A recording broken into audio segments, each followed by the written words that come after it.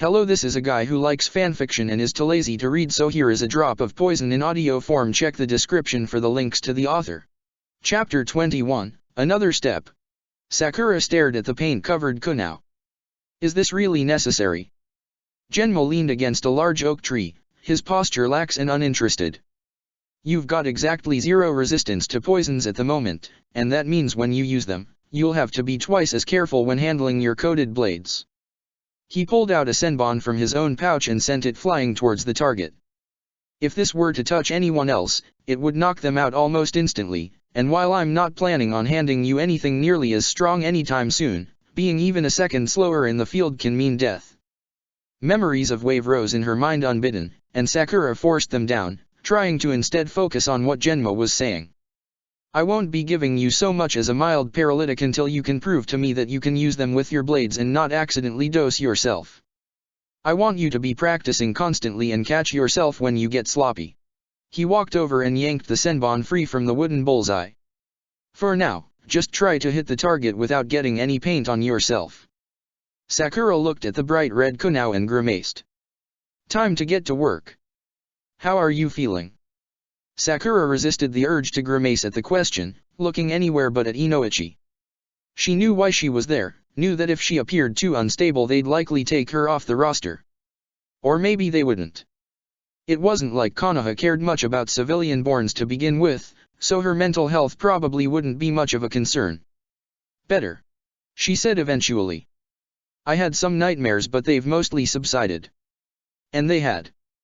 There were still times where she woke up screaming, imagining Reiga's sword piercing her gut.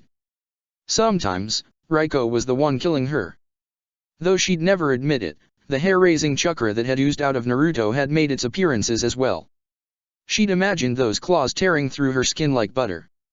Do you feel capable of continuing your duties as a genin? Sakura didn't even hesitate.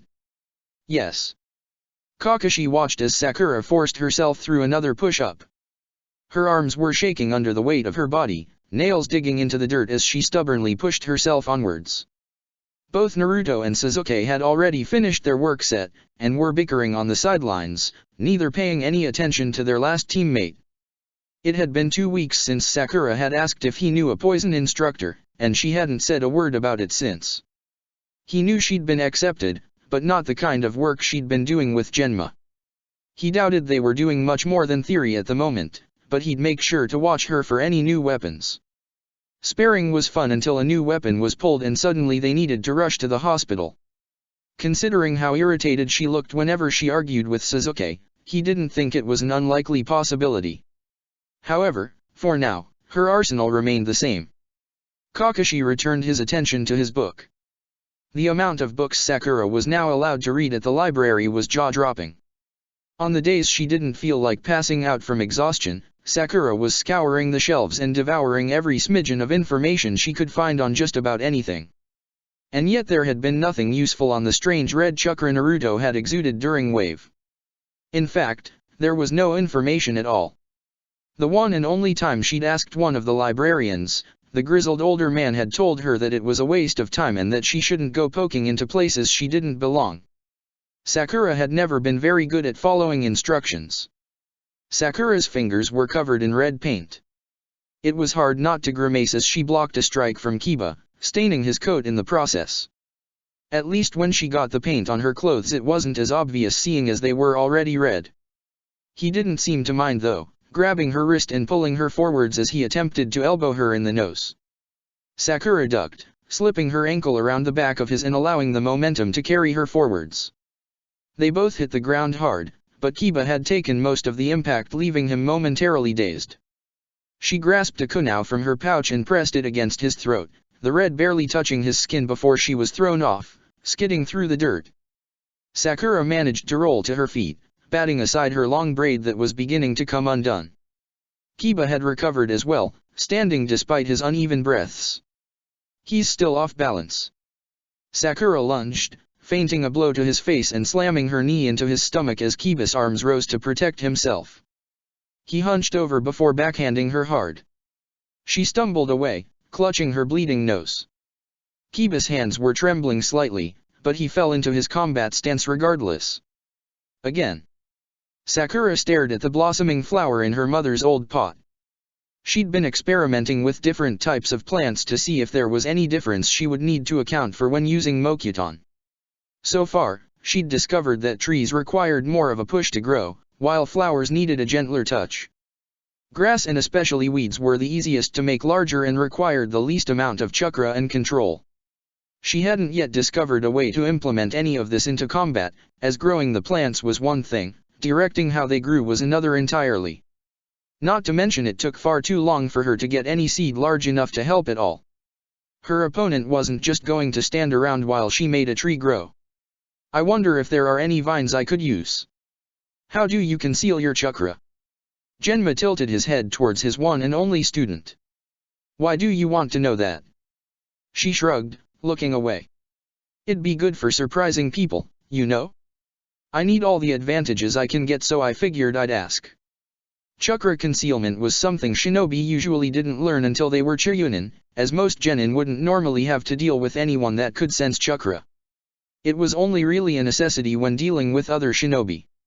Genma considered her. Why are you asking me this and not Kakashi? A flicker of fury crossed her expression before it was smoothed over once more. I did. Her tone was tightly controlled, which was as much of a tell as shouting would have been. He said that he didn't think our squad was ready to learn something that required that degree of chakra control. Genma raised an eyebrow. So you decided to ask me instead? Another shrug. He said our squad, not me specifically. I have the best control out of the three of us, so I figured it was worth a shot. Genma regarded her silently, considering his options. On one hand, he was there to teach her poisons, and anything falling outside that jurisdiction was something her Jounin sensei should be in charge of. On the other hand, Genma knew exactly what Kakashi was like. I'll show you how to do it, he said eventually. But don't practice on your own. More than one beginner has accidentally harmed their chakra circulation while learning. Sakura lit up, green eyes sparkling with determination. I won't. She promised. The last thing I need is another trip to the hospital. Genma believed her. Genin weren't exactly known for their restraint when it came to learning new techniques, but so far Sakura had followed all his instructions to the letter, and hadn't even protested when he's explained they wouldn't be working with real poisons for weeks to come. Close your eyes and concentrate on your chakra. Genma began, trying to remember the first time he'd learned the technique. Once you feel ready, imagine a damp blanket covering your system. If any part of you begins to feel numb, stop immediately. This was the part that usually caused the most issues. If you dampened your chakra in the wrong way, you could restrict the flow of it through your body. If done severely enough, it could cause damage to the system in a way that only a skilled healer with a Hyuga on standby could fix. It was almost a full minute before Sakura seemed to gather the courage for her attempt. As if there were a dial on her chakra levels, Sakura's presence slowly began to dim. She felt less like a genin, and more like a small civilian child, and then a large dog, and then a cat. Sakura showed no signs of distress from the activity, her brows furrowed in concentration as Genma monitored her body language. There was no discomfort that would indicate chakra blockage or any cause for alarm. When Sakura more closely resembled the energy of a squirrel than a budding shinobi, Genma placed his hand on her shoulder. That's enough for now. Sakura nodded almost absently as her levels slowly rose once more.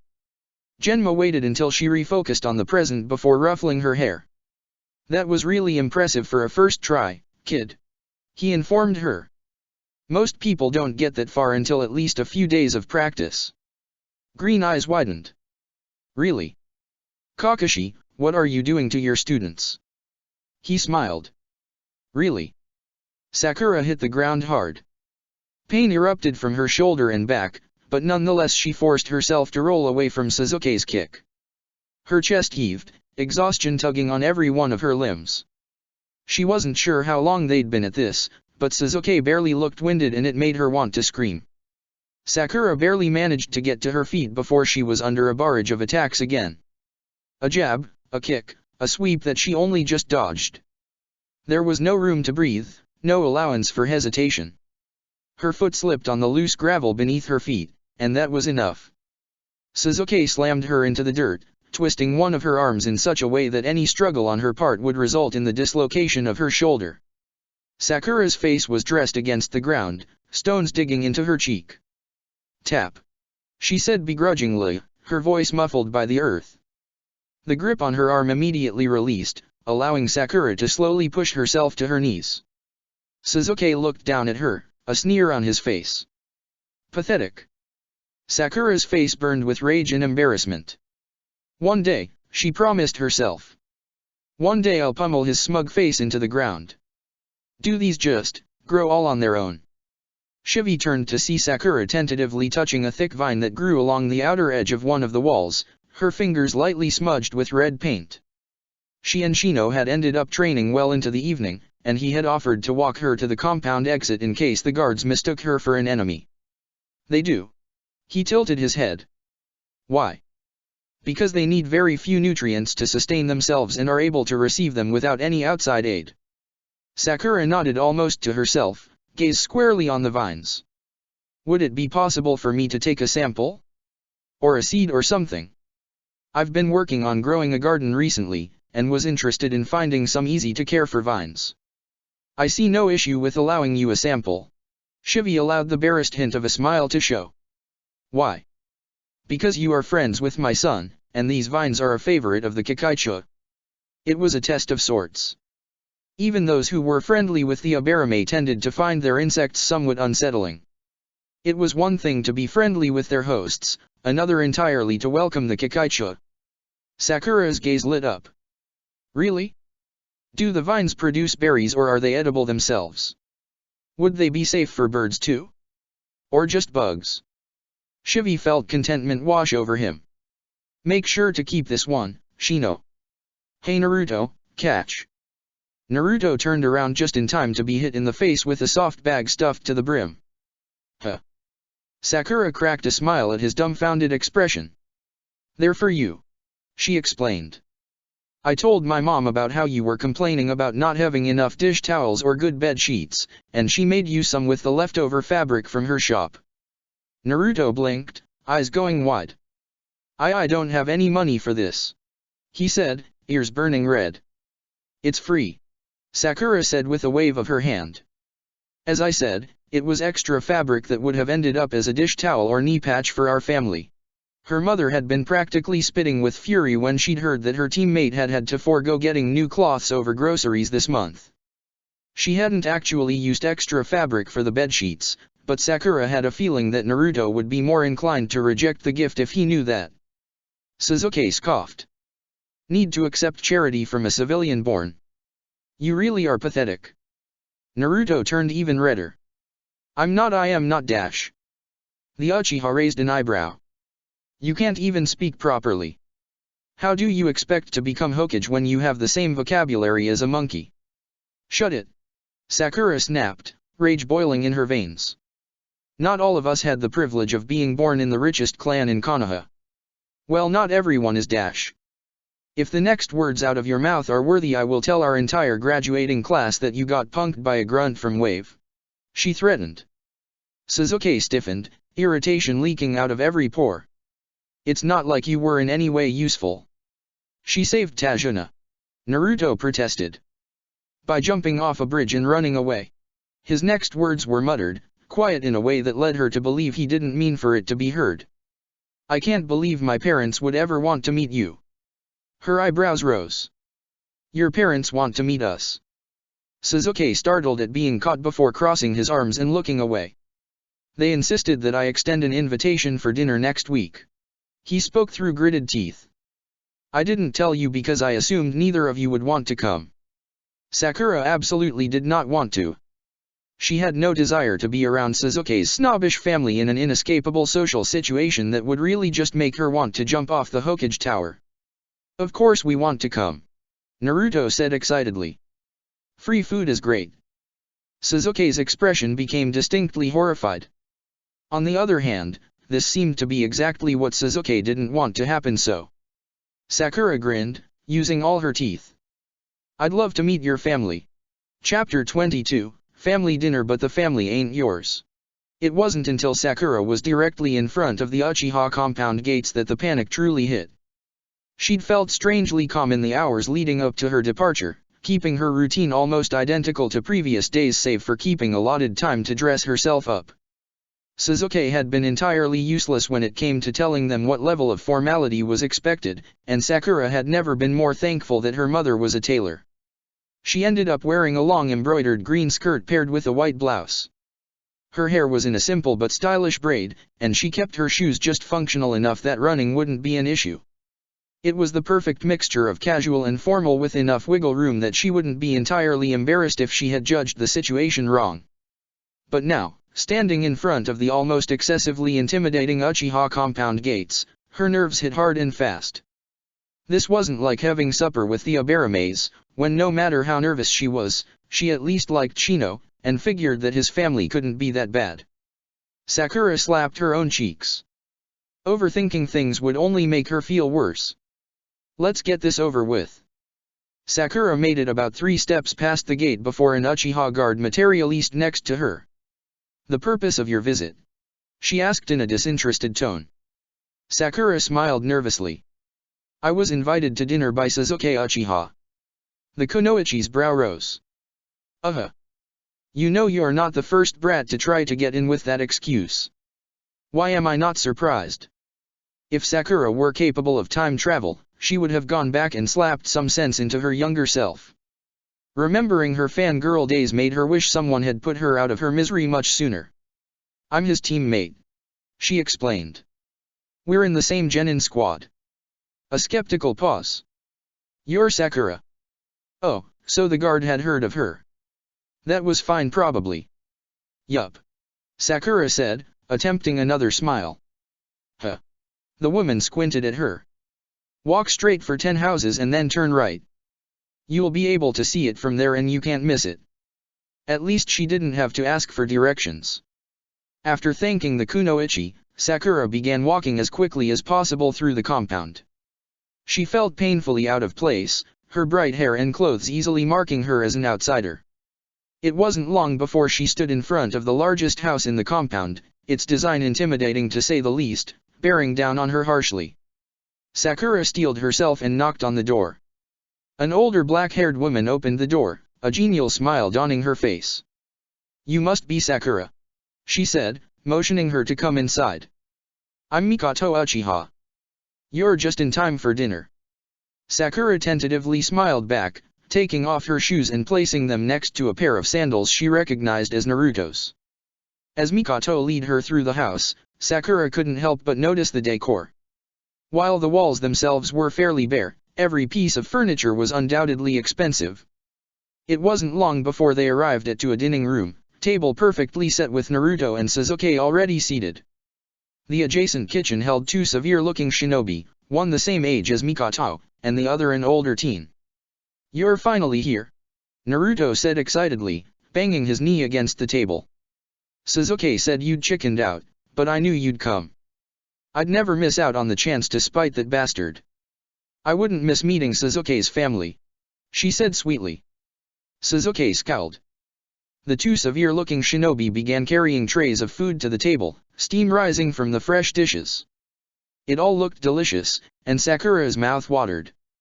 I am Fugaku Uchiha, the older man said. And this is my son and heir, Itaki. Itaki inclined his head with a faint smile, taking a seat across from Suzuki. He was taller than his father, though almost identical otherwise. He had lines on his face that made him look older than he probably was.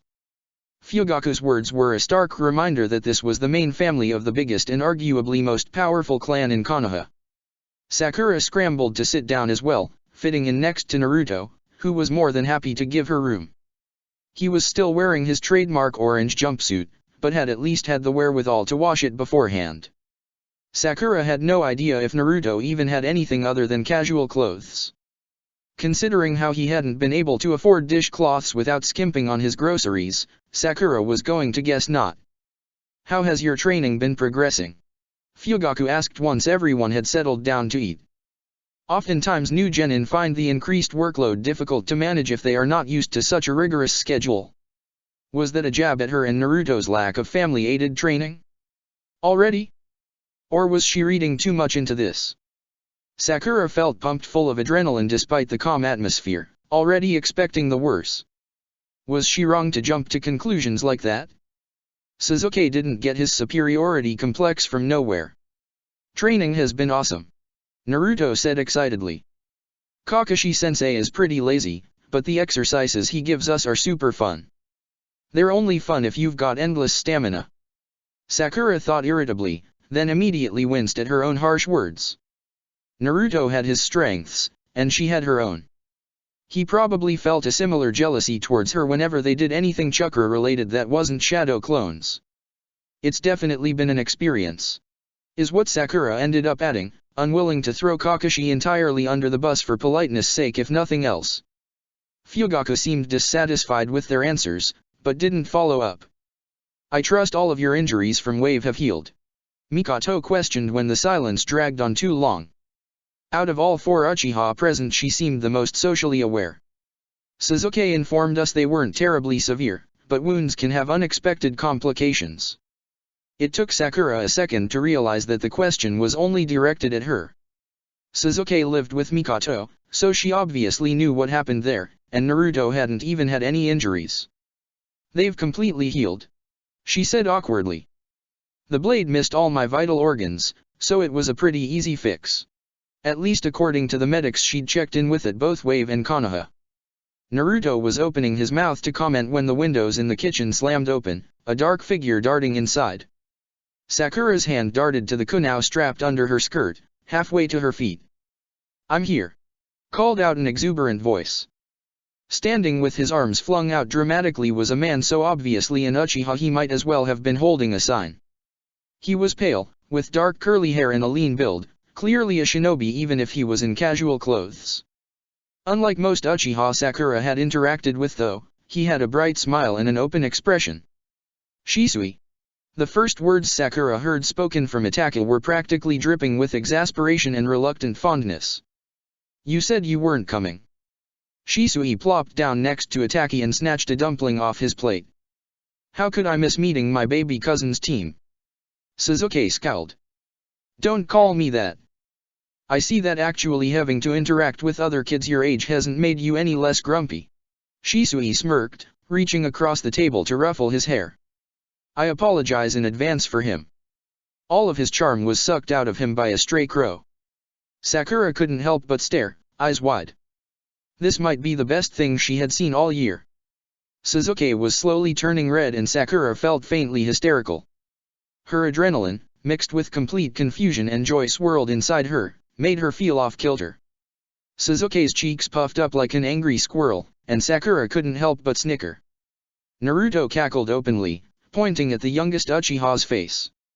I knew it. No one could be that scowly all the time. Itachi's face, which had been mildly amused, was rapidly changing into something not nearly as pleasant. Sakura elbowed her blonde teammate in the side as discreetly as she could manage. It's nice to meet you, Shisui. I'm Sakura Haruno and this is Naruto Uzumaki.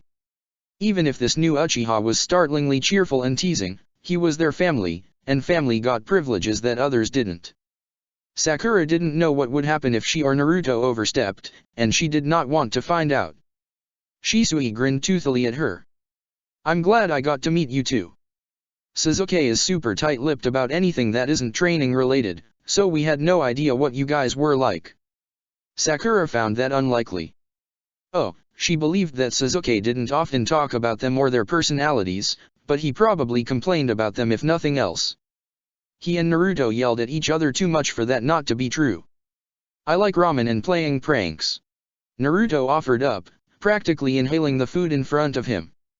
And one day, I'm gonna be Hokage. It might have been Sakura's imagination, but she could have sworn she saw a glimpse of sadness in Mikoto and Fugaku's expressions. A brief moment of grief. What about you, Sakura? Shisui stole a piece of meat off of Itachi's plate. Hobbies? Goals in life? Favorite food? Sakura shrugged. I like fried shrimp and gardening. She purposefully left out what her goals were, unwilling to reveal them in case they reacted like Sasuke had that day on the roof. To her, becoming a jounin would be enormous. Most people didn't expect civilian-borns to graduate from the academy, much less make genin. For her, every day she decided to be a kunoichi was a defiance. A personal rebellion against everyone who said she couldn't. The Uchiha would never understand that, so it was best to not even try to explain it. The meal continued from there, most of the tension having drained away. The Uchihas asked questions periodically about their training and skills, Shisui occasionally interjecting with more personal queries. It was fine. But as time went on, Sakura couldn't help but notice something. They were paying more attention to Naruto than they were to her.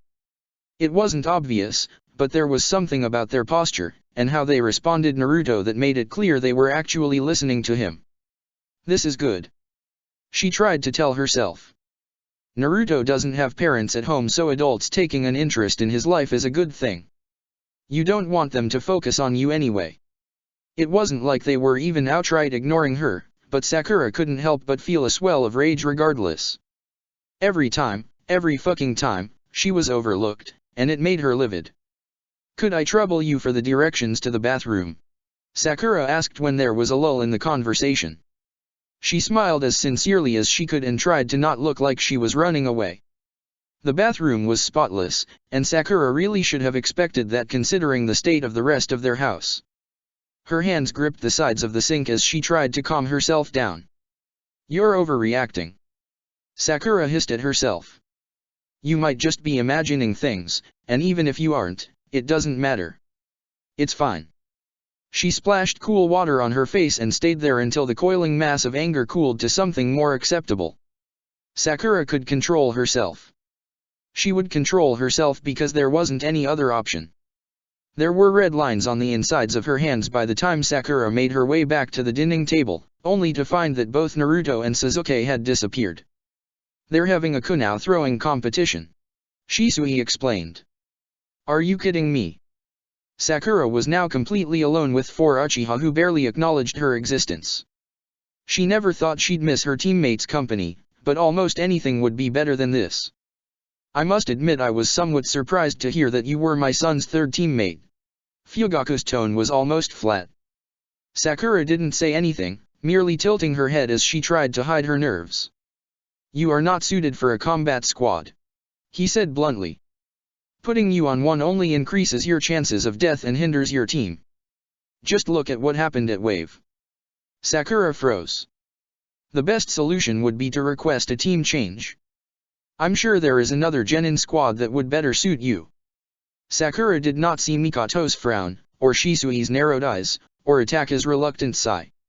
She could barely breathe as her heart rate increased exponentially. Fugaku wasn't even wrong. Sakura shouldn't have been put on that team and she didn't even want to be there, but he just assumed that this was something she hadn't considered, that she didn't know. That she hadn't cried in the arms of her parents because she'd been haphazardly thrown on a team that had not been assembled to accommodate her, and Sasuke didn't get his superiority complex from nowhere. Molten rage melted through her icy veins, overwhelming and burning. In that instant, she didn't care that she was surrounded by shinobi who would kill her before she could blink, that they had infinitely more power and sway in the village than she ever would. Sakura felt her carefully cultivated self-control snap. Worried I won't be good enough cannon fodder. Chapter 23, The Fire Burns. The second the words left her mouth, Sakura knew this was something she would never be able to take back.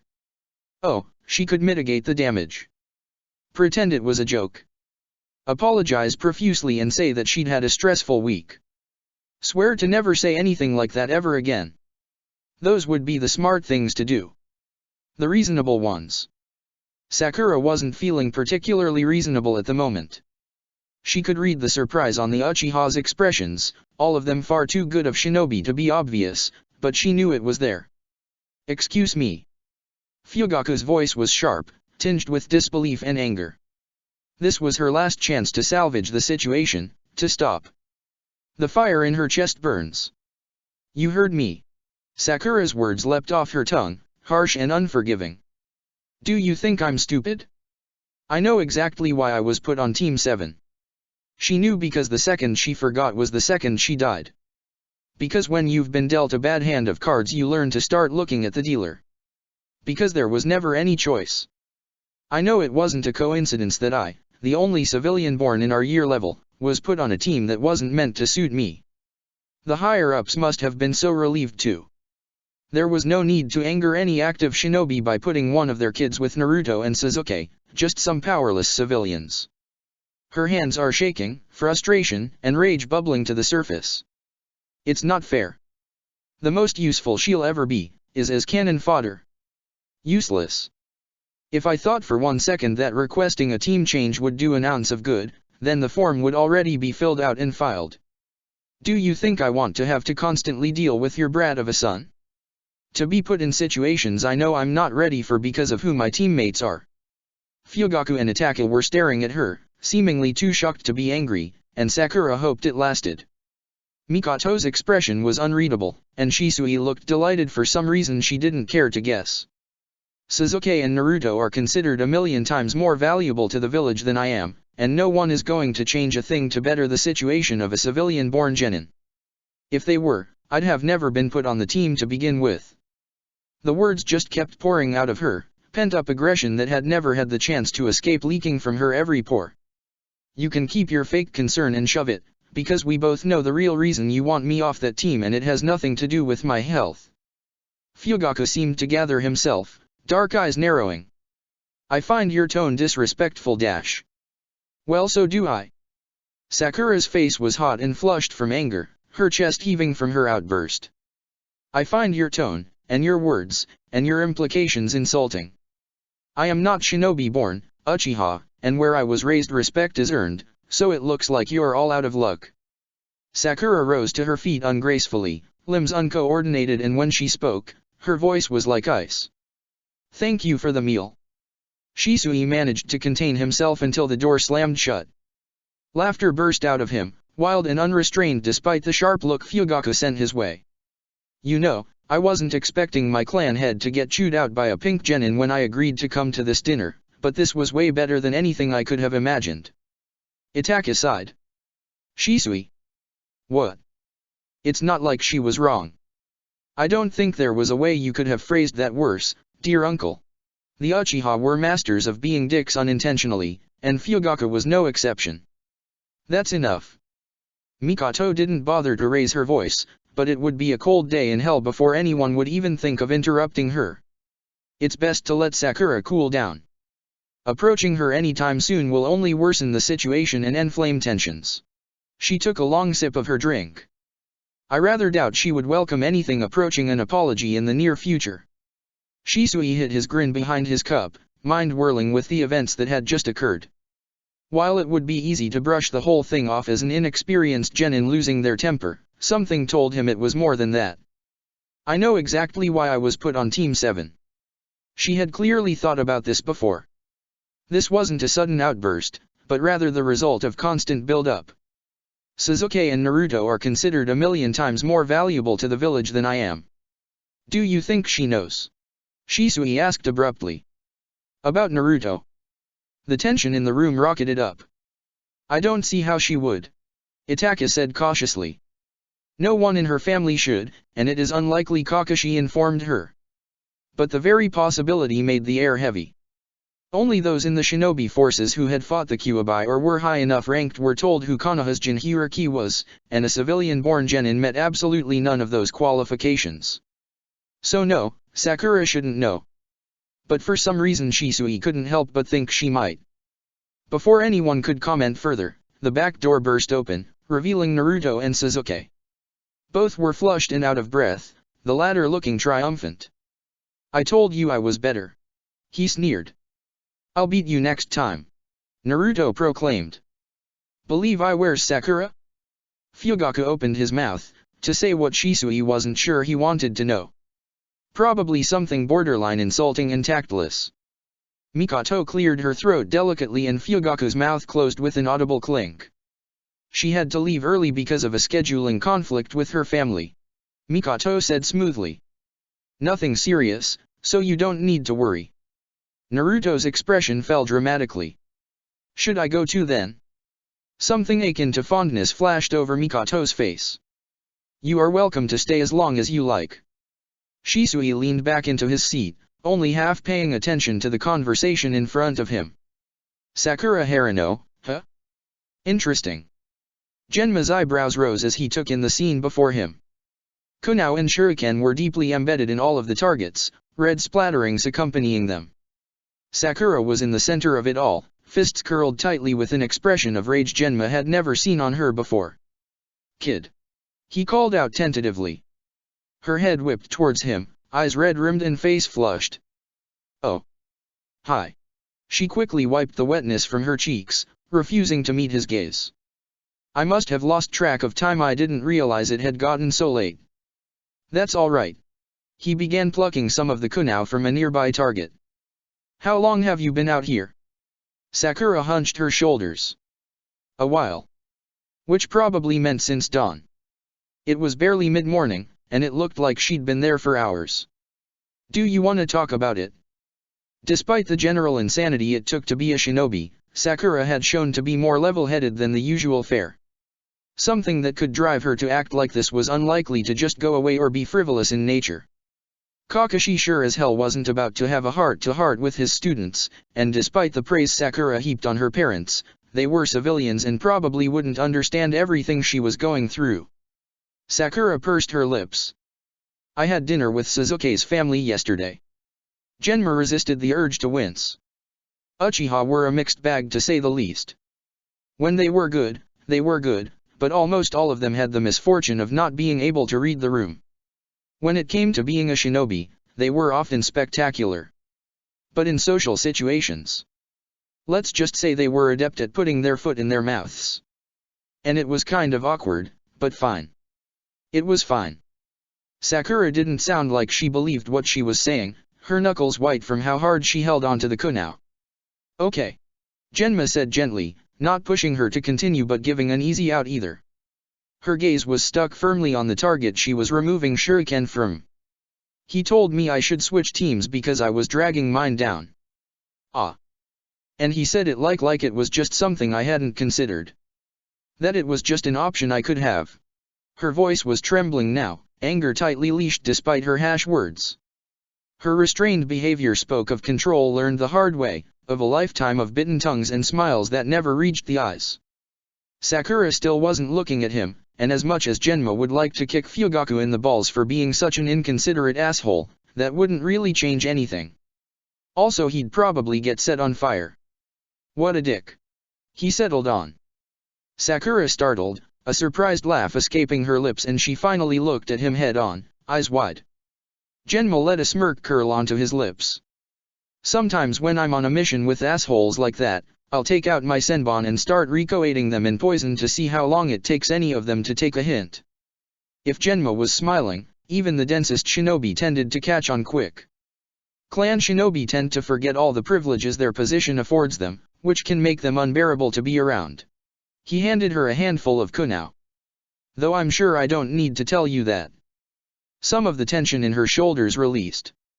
"And some of them are very aware of their privilege and are dicks anyway," she muttered. He snorted. "Those are the type that'll never let you forget who they're related to, as if their relative's skill is something that's passed on through osmosis. If that were true, I'd have dropped several IQ points from joining Team 7. Sakura grumbled. Genma laughed and ruffled her hair. "Probably." He could almost see the relief spreading through her, the joy at being understood. Genma couldn't make the systemic discrimination go away, or even get her a team change, and it was pretty obvious she wanted one, even if she never said it, but he could help her this way. It wasn't a soothing balm to the burn, but rather an acknowledgement that the fire existed in the first place. "Your anger is justified." Genma was from a shinobi family, one that had its own little niche, but they had never been large enough to form a clan, and never powerful enough to have much sway in the village. It wasn't exactly the same, but it was close enough that he knew. You take what you can get and then make that deadly, make what little you were given a blade, a shield, a fire. I think it's time we get you started on your first poison." Sakura's eyes went wide. But you said that I wouldn't get any until dash. Until you could prove to me that you could handle them without poisoning yourself." He finished for her. "Kid, you've been out here for hours and clearly weren't focusing on technique. You were upset, and probably not thinking completely straight, right?" Sakura nodded hesitantly. Genma grabbed her wrists, showing both sides of her hands.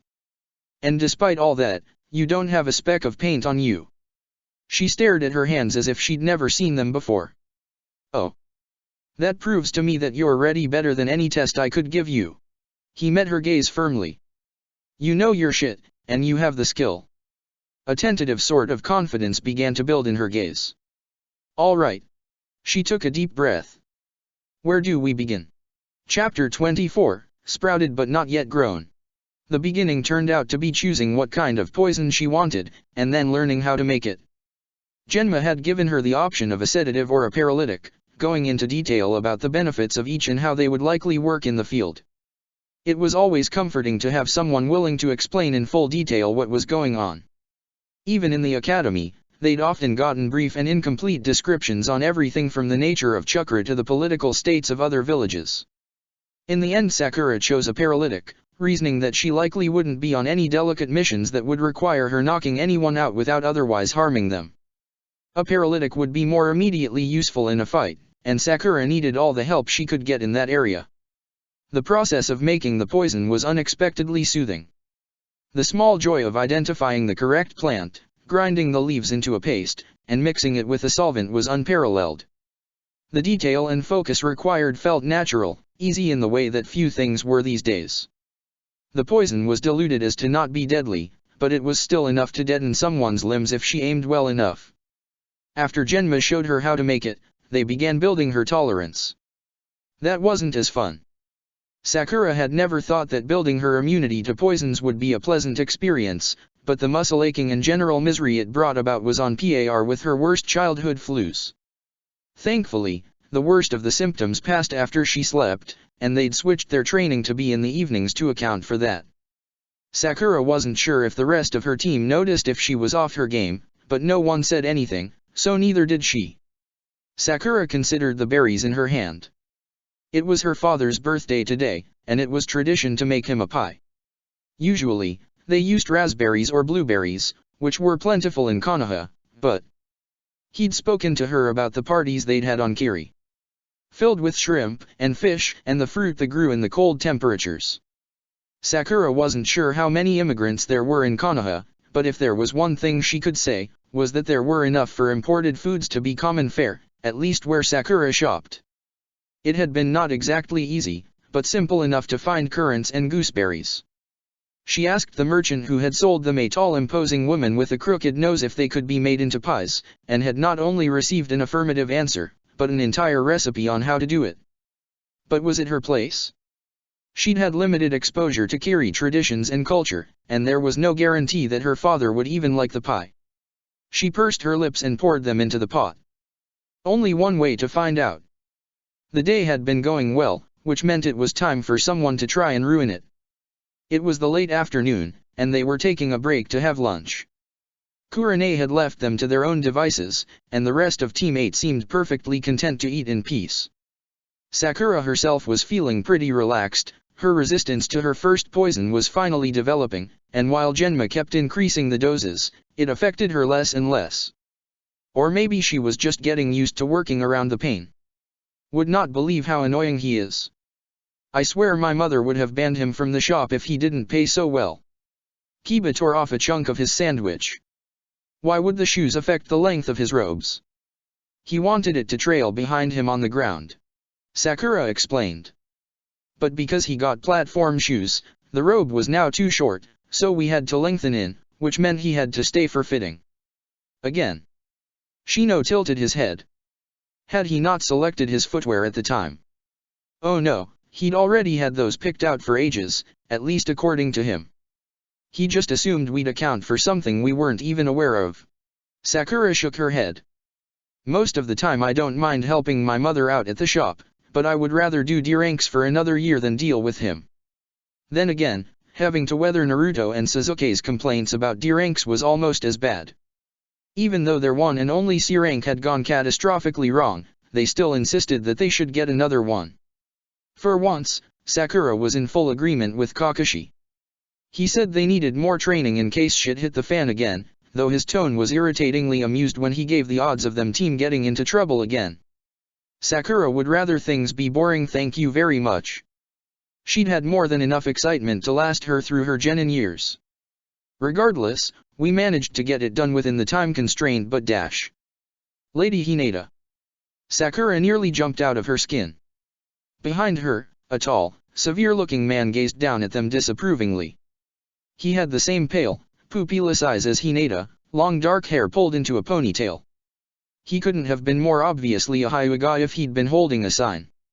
Neither Shino nor Kiba looked particularly surprised, so they must have seen him coming, but Hinata looked as caught off guard as Sakura felt. Your father requests your presence at the compound. Sakura glanced between the unknown shinobi and Hinata, watching as her friend's face flashed through numerous unknown emotions before settling into a polite and mild expression. I informed him that I'd be busy until dinner. Her firm tone caught Sakura more off guard than the shinobi's sudden appearance. While Hinata had been stuttering less and less as of late, she still came off as shy more often than not. That wasn't how she sounded now. It is your duty dash. If father required my presence, he should have alerted me beforehand. The Hyuga narrowed his eyes, impatience practically leaking from him. And what exactly are you doing that is more important? Letting the insignificance and lack of skill of your team and a civilian-born rub off on you? It is little wonder Lady Hanabi is your superior. Hinata stiffened, and Sakura's temper flared. It was clear she wasn't the only one, because Kiba tilted his head, eyes glinting in a purely predatory way. Do you always have a stick up your ass, or is today just special? Sakura could tell Kiba's words caught him off guard, though his surprise quickly turned to anger. Your crassness only further proves my point, he said haughtily. Why Lady Hinata would even give you the time of day is beyond me. Tuma. Hinata's voice was hard. Enough. The older Hyuga's mouth clicked shut, and at times like this, Sakura remembered that her friends are all clan heirs. They weren't in charge of their clan yet, but would be one day, and the respect given to them for that fact was obvious every time they interacted with other shinobi. Even Kiba, who technically wasn't an heir because of his older sister, had much more sway than Sakura could ever dream of. I will join father at the house in half an hour, Hinata said firmly, her tone brokering not argument. Tuma looked displeased, but tilted his head in acquiescence. Very well. Sakura waited until he was out of sight before turning to Hinata. If being a shinobi doesn't work out for you, consider going into acting. She blushed. I'm expected to behave a certain way around my clan. It's easier to put on a mask and act than actually try to force myself to be that way. Kiba wrinkled his nose. Everyone is so concerned with decorum, it's so annoying. If anyone called my sister Lady Hana, I think she'd take a bite out them. Shino pushed up his glasses. All the clans have their preferences and traditions, he said neutrally. Kiba rolled his eyes. Well, some of them suck. Sakura remained silent, unsure if it was her place to say anything.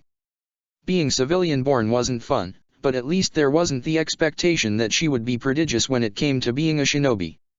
Her friends were expected to be incredible, while she was expected to be mediocre at best. Maybe being underestimated wasn't always a bad thing.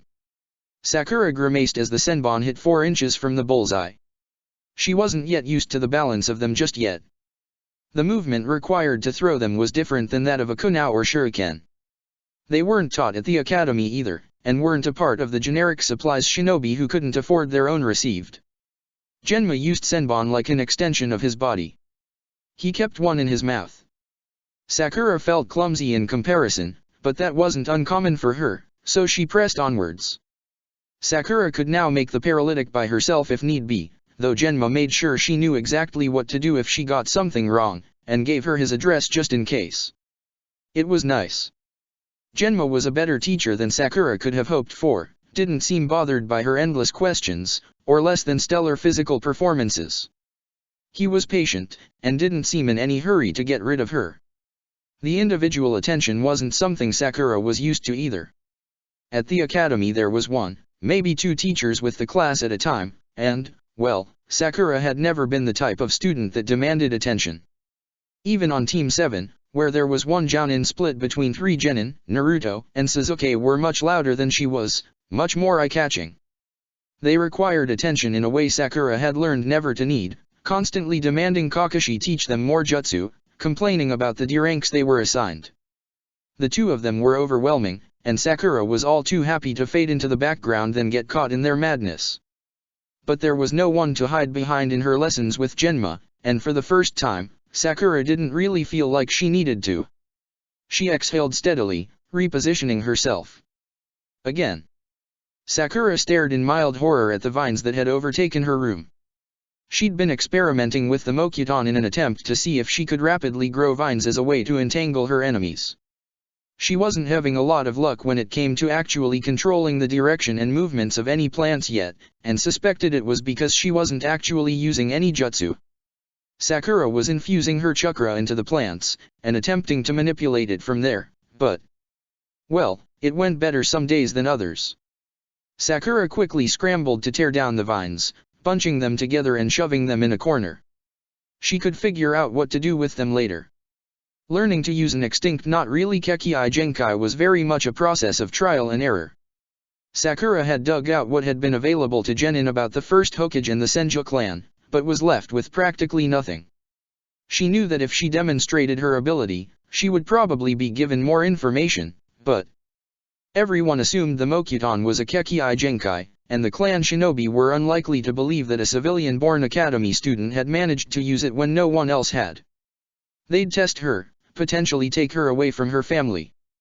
A Mokuton user in Konoha would be a big deal, and Sakura wanted to stay where she was for now. Attention meant more training and resources, but attention also meant danger. She'd wait, at least for now, before showing anyone what she could do. Watch and wait. Learn. Chapter 25, A Trickle of Sand. Sakura felt dread the second she noticed her team wasn't at their usual waiting spot. It wasn't unusual for one of the boys to not be there when she arrived. Usually, it was Naruto, because despite Sasuke's complaining about Kakashi's terminal lateness, he was almost always there at the assigned time. Sakura had marked down the times that Kakashi arrived for a month before determining the earliest he would arrive, and then came 20 minutes before that, just in case. She didn't see the point in waiting for over an hour when she could be getting more sleep or extra training in. It was possible that today was the day that Kakashi was actually on time, and had decided to leave without her, or that she'd mixed up their rest days, but... let go of him, you bastard. But Naruto's voice was pretty damn distinctive no matter where you were. Sakura burst into a sprint, following the voices until they skidded to a halt and took in the scene before her. An unknown shinobi was holding Kano Amaru by the scruff of his shirt, face painted purple with a Suna headband resting on his forehead. Shit. Behind him was a blonde girl with 4 ponytails, her own Hitaiate resting snugly on her throat. She looked exasperated, but not hostile. Good. Naruto, however, looked about 3 seconds away from lunging at the first shinobi. His face was flushed, and he was only getting louder.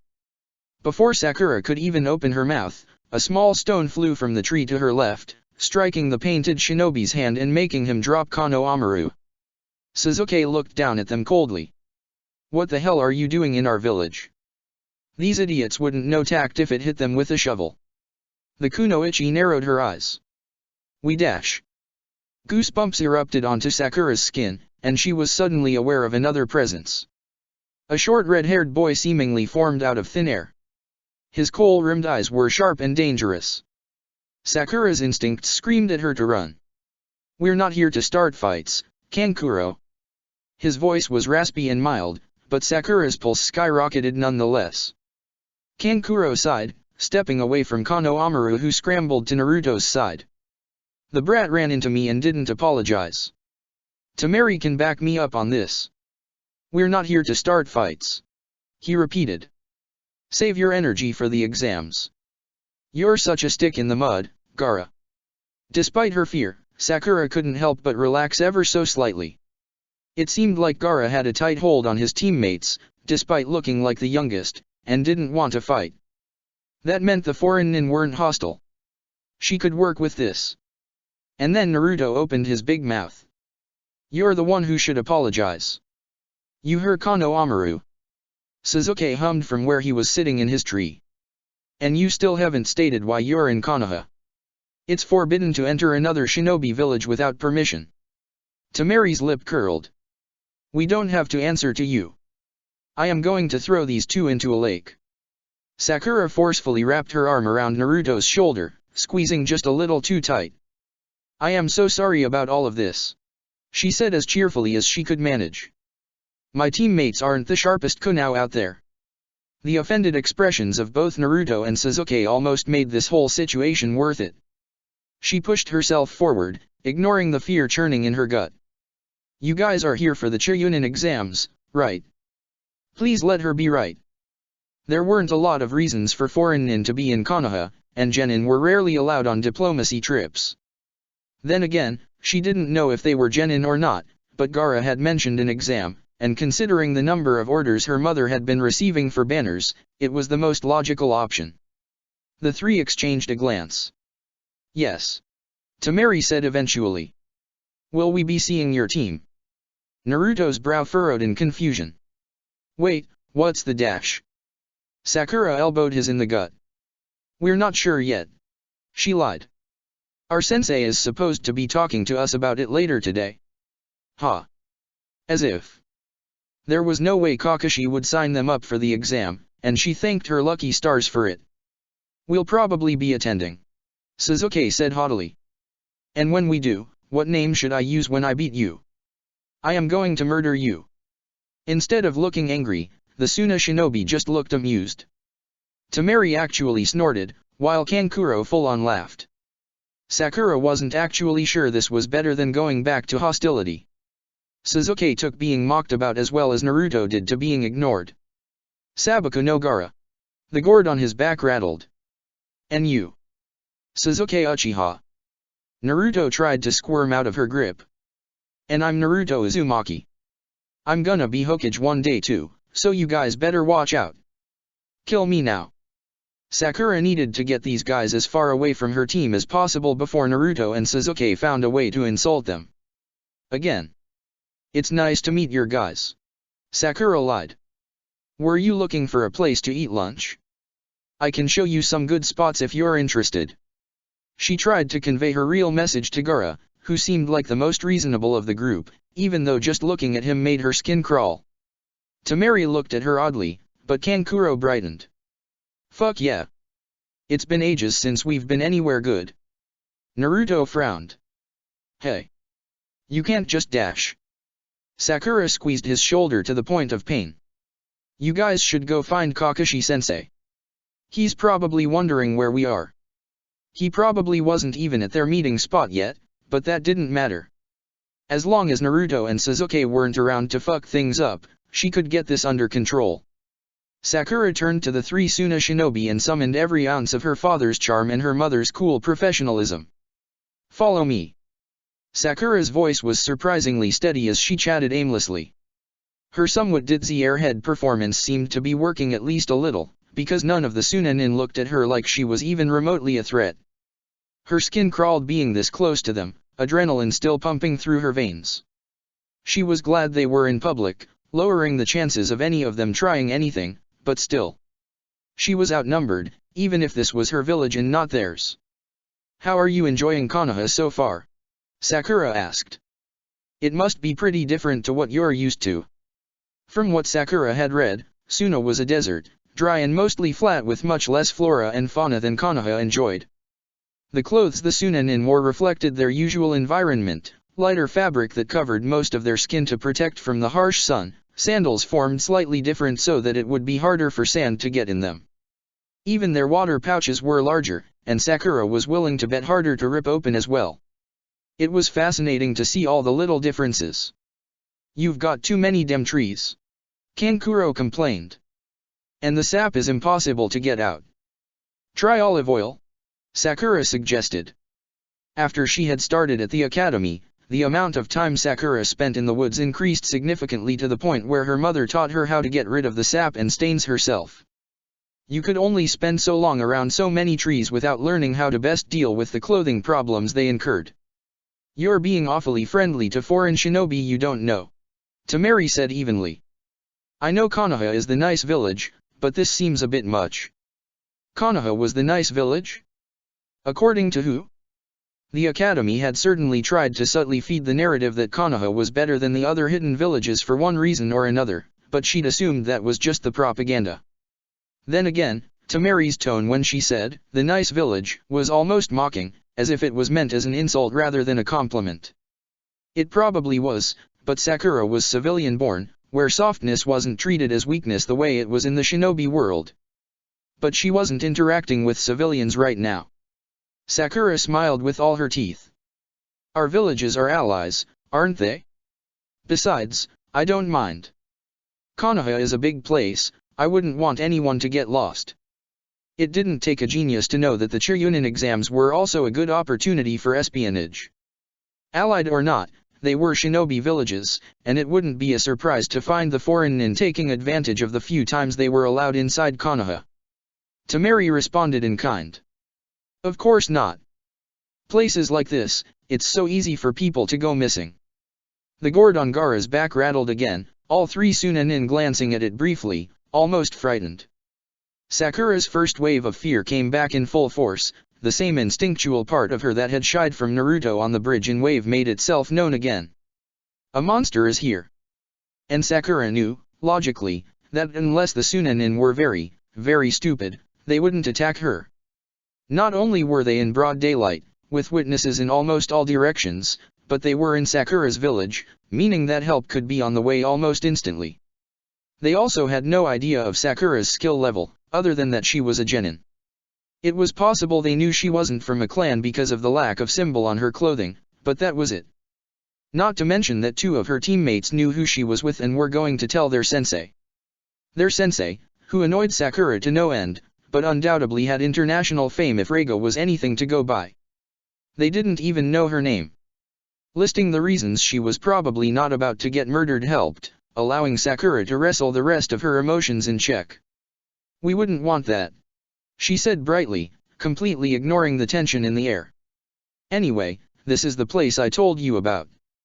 Tanjiro's Takeout was an old restaurant, a place that specialized in traditional Konoha dishes that was run by a retired shinobi couple. It was a welcome place for both civilians and shinobi, something that wasn't always easy to find. Sakura had considered taking them somewhere that served or at least claimed to serve traditional Suna dishes, but figured that would be taken as an insult at best. And while Sasuke and Naruto seemed completely fine ticking off unknown foreign nin, Sakura considered herself to have a better sense of self-preservation. "I hope you enjoy your meal," Sakura said, stepping away from the trio. She turned around, about to calculate how fast she could get out of sight without looking like she was running, before literally walking right into another person. "Ah shit." The person in question wasn't particularly tall or immediately intimidating, but something about him made Sakura's skin crawl in an entirely different way than Gaara had. Gaara felt like overwhelming power, a roaring beast able to consume anything in its path. This man felt like a spider, patiently waiting for a fly to get tangled in his web. "I'm so sorry," Sakura said, heart firmly lodged in her throat. He smiled, and goosebumps erupted over her skin. "Sasori-sensei. How did you even find us? It's nice to have proof that Kami really does hate me." Gaara seemed to relax infinitesimally in Sasori's presence for a reason Sakura couldn't even begin to imagine. I should get back to my team," she said, backing away with a smile that probably didn't hide her fear. "It was nice to meet you." Sakura forced herself to walk calmly, feeling 4 sets of eyes on her back. If she threw up after the stress of it all, well, that was for her to know, now wasn't it?